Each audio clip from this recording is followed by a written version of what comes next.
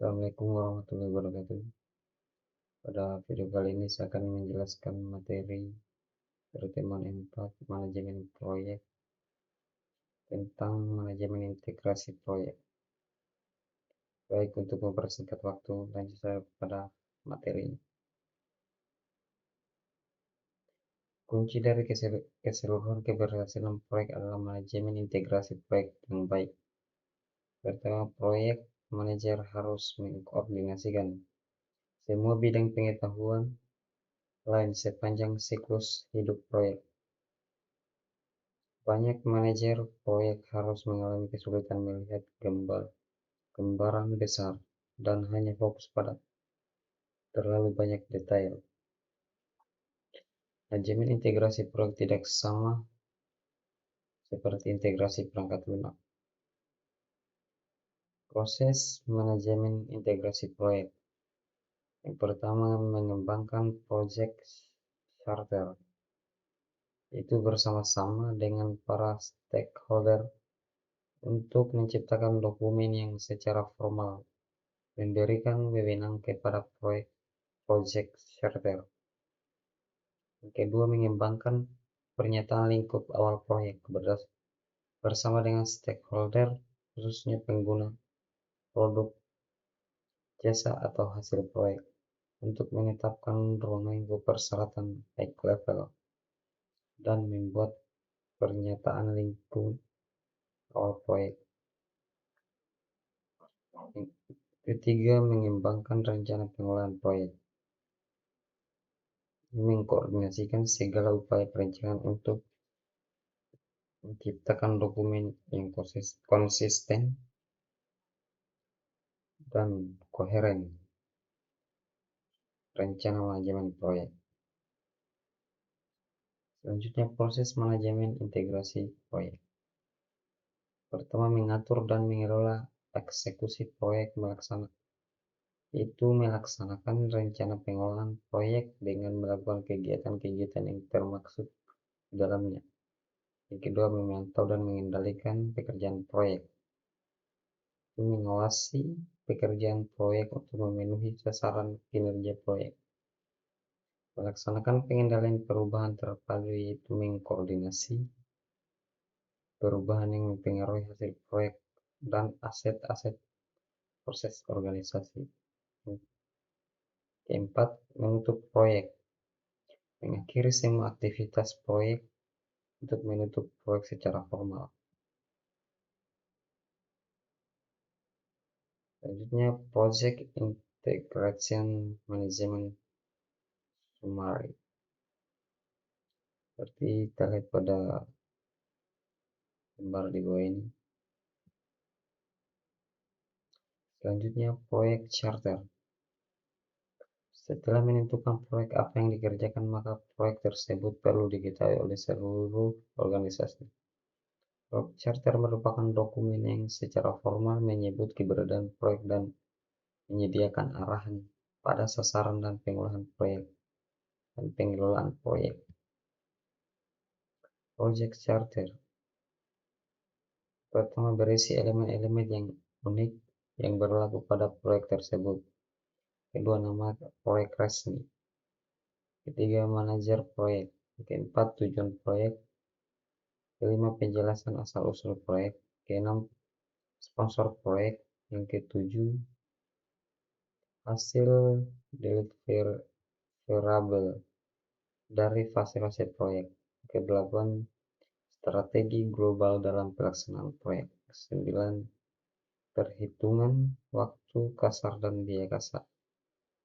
Ke-10, sarana dan prasarana dan sumber daya. Yang ke-11, staf dan vendor.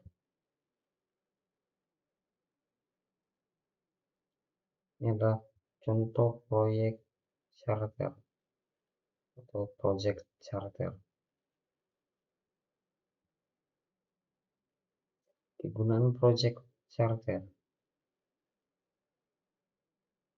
itu pendefinisian proyek secara jelas, mengenali atribut-atribut pada proyek, mengidentifikasi autoritas proyek, peran kerja orang orang utama yang terlibat sebagai fondasi yang menopang jalannya proyek. Adalah contoh Project Integration Management. Pernyataan lingkup awal. Pernyataan lingkup merupakan dokumen yang digunakan untuk mengembangkan dan mengkonfirmasi pemahaman umum dari lingkup proyek. Ini merupakan alat bantu penting untuk mencegah scope creep, itu kecenderungan lingkup proyek terus menjadi besar. Rencana manajemen proyek. Rencana manajemen proyek merupakan dokumen yang digunakan untuk mengkoordinasi semua dokumen perencanaan dan membantu memadu eksekusi dan pengendalian proyek. Atribut rencana proyek. Yang pertama, proyek unik. Rencana proyek juga. Kedua, rencana haruslah dinamis, fleksibel, dan diperbaharui ketika perubahan terjadi. Selanjutnya, elemen umum dari rencana manajemen proyek. Pertama, pendahuluan. Kedua, deskripsi bagaimana proyek diatur. Ketiga, proses-proses manajemen dan teknis yang digunakan dalam proyek. Keempat, pekerjaan yang akan dilakukan atau jadwal dan informasi anggaran. Selanjutnya, eksekusi proyek. Eksekusi proyek mencakup pengelolaan dan pelaksanaan pekerjaan yang dijelaskan dalam rencana manajemen proyek. Yang kedua, sebagian besar waktu dan biaya biasanya dihabiskan pada tahap eksekusi. Selanjutnya, alat bantu dan teknik eksekusi proyek. Yang pertama, metodologi manajemen proyek. Itu banyak manajer proyek berpengalaman percaya bahwa cara paling efektif untuk meningkatkan manajemen proyek adalah dengan mengikuti metodologi yang tidak hanya menggambarkan apa yang dilakukan dalam manpo, tapi bagaimana melakukannya. Yang kedua, sistem informasi manajemen proyek. Ratusan produk perangkat lunak manpo tersedia di pasaran dan banyak organisasi yang menggunakan sistem manajemen proyek perusahaan yang tangguh yang bisa diakses dari internet. Selanjutnya, memantau dan mengendalikan pekerjaan proyek. Yang pertama, perubahan tak terhindarkan pada sebagian besar proyek sehingga perlu dikembangkan dan diikuti proses untuk memantau dan mengendalikan perubahan. Yang kedua, pemantauan pekerjaan proyek mencakup pengumpulan, pengukuran, dan penyebaran informasi kinerja. Yang ketiga, dua keluaran yang penting, yaitu tindakan korektif dan preventif yang dianjurkan.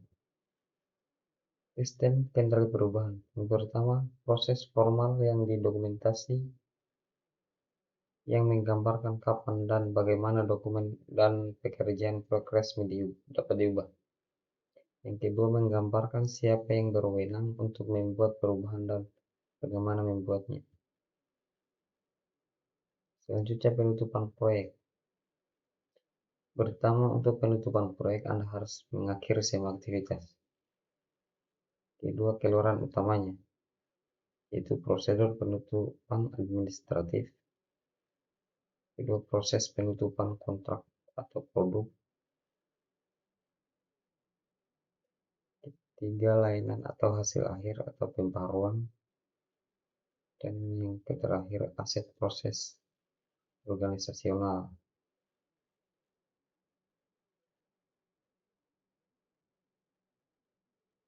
Rangkuman manajemen integrasi proyek mencakup pengembangan karta proyek, pengembangan pernyataan lingkup awal proyek, pengembangan rencana manajemen proyek, pengaturan dan pengelolaan eksekusi proyek, pemantauan dan pengendalian pekerjaan proyek, pelaksanaan pengendalian perubahan, dan penutup proyek.